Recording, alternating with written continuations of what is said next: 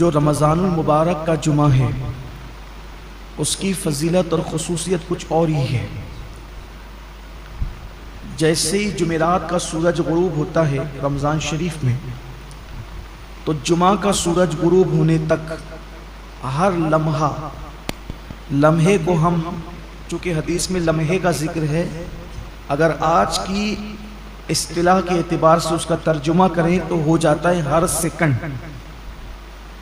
تو ہر لمحے میں 70,000 ایسے جہنمیوں کو اللہ جہنم سے آزاد کرتا ہے جن کے لیے جہنم کا عذاب لازم ہو چکا، اپنے کرم سے وہ یوں ہی آزاد کرتا ہے، اور یہ سلسلہ پوری رات چلتا رہتا ہے، ہر لمحہ 70,000 پھر اس کے بعد دن میں بھی یہی سلسلہ، حتیٰ کہ جو جمعۃ المبارکہ کی آخری ساعت غروب آفتاب کے وقت آتی ہے، تو وہ جو سورج غروب ہونے سے لے کر اب سورج غروب ہونے تک جتنے لمحات میں 70,000 بخشے گئے تھے، ان سب کی تعداد کے برابر اس آخری گھڑی میں اتنے ہی لوگوں کو بخشا جاتا ہے۔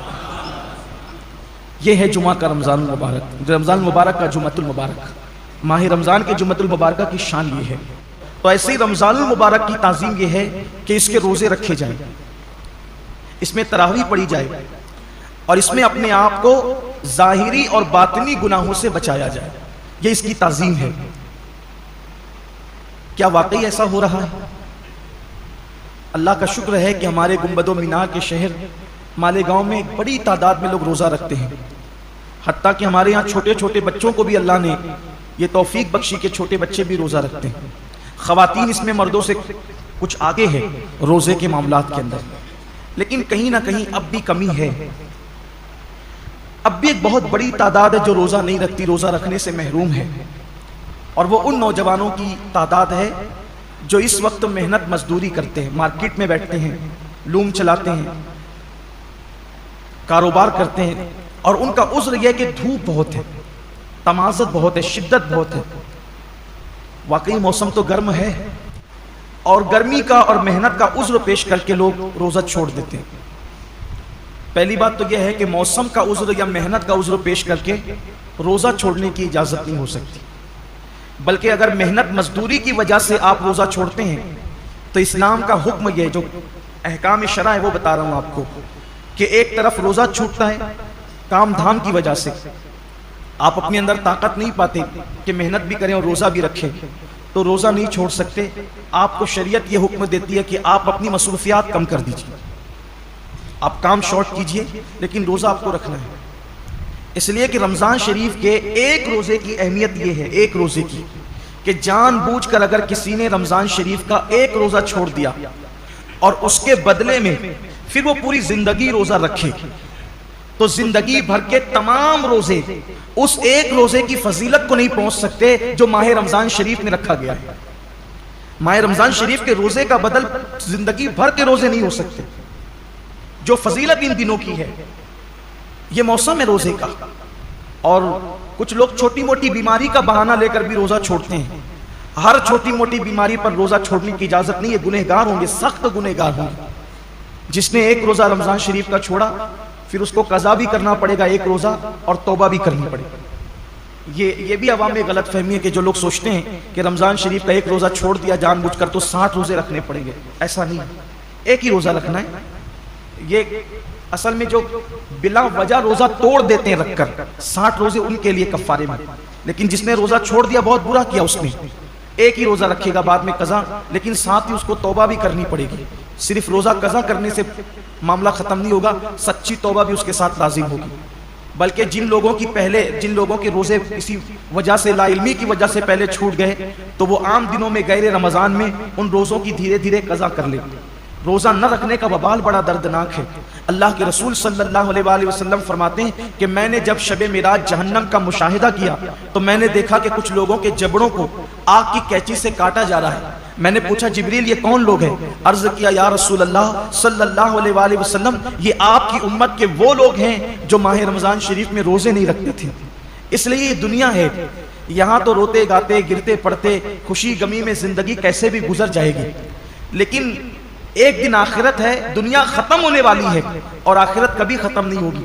آج عمل کر سکتے ہیں، اس کی اہمیت کا اندازہ نہیں ہے. جب اس عمل کا صلہ ملے گا اور عمل نہ کرنے پر سزا ملے گی، تب انسان پچھتائے گا کہ کاش میں نے اس کا فائدہ اٹھا کر زندگی کا کچھ نیکیاں اکٹھا کر لی ہوتی، کچھ عمل کر لیا ہوتا. بلکہ مرنے والے اللہ کی بارگاہ میں منت کرتے ہیں کہ میرے اللہ ہمیں صرف 2 رکعت دنیا میں جا کر پڑھنے کی اجازت دے دے. لیکن ارشاد ہوتا ہے بندے جب ہم نے تجھے موقع دیا تھا اس وقت تو نے اس سے فائدہ نہیں اٹھایا. اب زندگی ختم ہو گئی ہے، اب دوبارہ کسی کو دنیا میں نہیں بھیجا جائے گا. اس لیے میں اپنے نوجوانوں سے کہتا ہوں بہانہ مت کیجیے. روزہ رکھنے والے کو صبر اللہ دیتا ہے. اور ایک بات آج آپ سے کہنا چاہتا ہوں، اگر کسی غربت کی، تنگ دستی کی یا محنت مزدوری کی وجہ سے آپ کا روزہ پر مشقت ہے، آپ کے روزے میں مشقت ہے، تکلیف ہے، تو یہ بات ہمیشہ یاد رکھیے گا کہ جس نیکی میں جتنی تکلیف ہوگی، جس نیکی میں جتنی تکلیف ہوگی اس کا صلہ اتنا بڑھا دیا جائے گا. روزہ رکھ کر اے سی میں سونے والوں کا ثواب الگ ہے اور روزہ رکھ کر لوم چلانے والوں کا ثواب الگ ہے. دونوں کا ثواب یکساں نہیں ہے. روزہ رکھ کر کے اے سی میں آفسوں میں بیٹھنے والوں کا اجر الگ ہے اور روزہ رکھ کر کے دھوپ میں مارکیٹ میں بیٹھنے والوں کا اجر الگ ہے. لیکن آپ کو کام ہمت سے لینا ہے. اللہ اس کا صلہ بہت بڑھا دے گا، اللہ اس کا اجر بہت بڑھا دے گا. اور پھر کاش کیسا ہوتا کہ اس سنت کو زندہ کیا جاتا کہ اللہ کے رسول علیہ السلام جب رمضان شریف آتا تھا تو خطبہ دیتے تھے اور فرماتے تھے لوگوں جو تمہارے مزدور ہیں رمضان شریف میں ان کی مزدوری کچھ کم کر دو. یعنی ان مزدوروں کا کام کچھ کم، ان کو صلہ تو پورا دو، مزدوری پوری دو، لیکن ان کا کام کچھ کم کر دو. جیسے دوپہر میں ان کو سونے کا موقع دے دو. اب یہاں تو سیٹھوں کا حال یہ ہے کہ اگر مزدور نماز پڑھنے رمضان شریف میں بھی جائے تو ان کے ماتھے پہ شکن آتا ہے. یہ لوگ کہتے ہیں نا کہ حالانکہ سارے سیٹ ایسے نہیں ہیں، کچھ اگر سیٹ لوگ یہاں ہیں تو وہ برا نہیں مانے. مجھے تو لوگوں نے یہاں تک کیا کے بتایا کہ ایک سیٹ صاحب حافظ قرآن ہے. مجھے لوگوں نے نام کے ساتھ بتایا، میں نام نہیں لوں گا کیونکہ میں اللہ کے گھر میں واعظ و نصیحت کرنے کھڑا ہوا، غیبت کرنے کھڑا نہیں ہوا. کہ وہ حافظ قرآن ہے، وہ خود نماز میں گئے اور جب مزدور نماز پڑھ کر کے آئے تو انہوں نے کہا کہ اب جا تو نماز ہی پڑھتے رہے، یہاں سے نکل جا. یہ صورتحال ہے. پھر جس قوم کو کا حال یہ ہو کہ وہ اس قدر گندی سوچ کی حامل ہو جائے کہ وہ اپنے مزدور کو نماز پڑھنے تک جانے نہ دے، پھر ان کے کاروبار تباہ نہیں ہوں گے تو اور کیا ہوں گے؟ ان کے کاروبار کی ملائی دوسرے لوگ نہیں کھائیں گے تو کیا کریں گے؟ کل اور آج کے کاروبار میں کچھ فرق محسوس کرتے ہیں آپ؟ کل کی برکتوں میں اور آج کی برکتوں میں آپ کچھ فرق محسوس کرتے ہیں؟ کل بھی ہمارے باپ داداؤں نے کاروبار سنبھالا اور آج بھی ہماری نئی نسل سنبھال رہی. فرق یہ ہے کہ وہاں جب دین کا معاملہ آتا تھا تو وہ اپنے آپ کو سرنڈر کر دیتے تھے، قدرت نے انہیں برکتوں سے نوازا تھا. آج بہت کاروبار بڑھا لیا گیا ہے لیکن پھر بھی ہائے ہائے کیا جا رہا ہے. برکتیں اٹھ گئی ہے. وجہ یہ کہ دین سے دوری ہے، مذہب سے دوری. اور انسان جب دین سے دور ہوگا تب تک وہ روئے گا، تب تک وہ پچھتائے گا، تب تک ناکامی اس کے گلے کا ہار بنے گی. تو آئیے اللہ رب العزت نے اتنا خوبصورت سا مہینہ ہمیں دیا ہے، اس لیے میری گزارش ہے کہ اس مبارک مہینے میں پہلے تو روزوں کا اہتمام کریں. اور جن کو چھوٹی موٹی بیماریاں ان سے بھی کہتا ہوں بیماری کا بہانہ لے کے، سر درد ہے، بخار آ گیا ہے، کورونا ہو گیا ہے، ان چیزوں کو لے کر کے آپ روزہ نہ چھوڑیں. اس لیے کہ وہ اور بیماریاں ہیں اور اس حد تک بیماری ہے جس کو بہت سیریس میٹر کہتے ہیں، وہاں روزہ چھوڑنے کی اجازت ہے کہ جب آدمی رکھ ہی نہیں سکتا، بیماری بڑھ جانے کا یقین ہو، مر جائے گا، بیماری بڑھ جائے گی، تکلیف بڑھ جائے گی. جب کوئی مسلمان پابند شرع، کوئی دین کی سمجھ رکھنے والا ڈاکٹر کہہ دے تو بات الگ ہے. اپنی مرضی سے فتویٰ دینا کہ میں نے روزہ نہیں رکھنا، میں بیمار ہوں، جبکہ اللہ کے رسول علیہ السلام کا فرمان ہے روزہ رکھو صحت مند ہو جاؤ. روزے سے بیماری نہیں بڑھتی بلکہ روزے سے صحت ملا کرتی. جب اللہ کے رسول نے کہہ دیا جو طبیبوں کے طبیب ہے، جو حکیموں کے حکیم ہے، جو صرف جسموں کے حکیم نہیں بلکہ روحانیت کے بھی حکیم و طبیب ہے، تو جب اس رسول نے فرما دیا روزہ رکھو صحت مند ہو جاؤ گے تو پھر صحت ملنا ہی ملنا ہے. اس لیے بہانہ نہ کرو. ایک حدیث پاک اور یاد آتی ہے، فرمایا گیا ہر چیز کی زکوٰۃ ہے، ہر چیز کی. جیسے مال کی زکوٰۃ، جس نے مال کی زکوٰۃ دے دی اس کا مال اللہ کے قلعے میں محفوظ ہو گیا، اب اس کے مال کو کوئی نقصان نہیں ہو سکتا. ایسے ہی جان کی بھی زکوٰۃ ہے، جسم کی بھی زکوٰۃ ہے. تو جان کی زکوٰۃ کیا ہے؟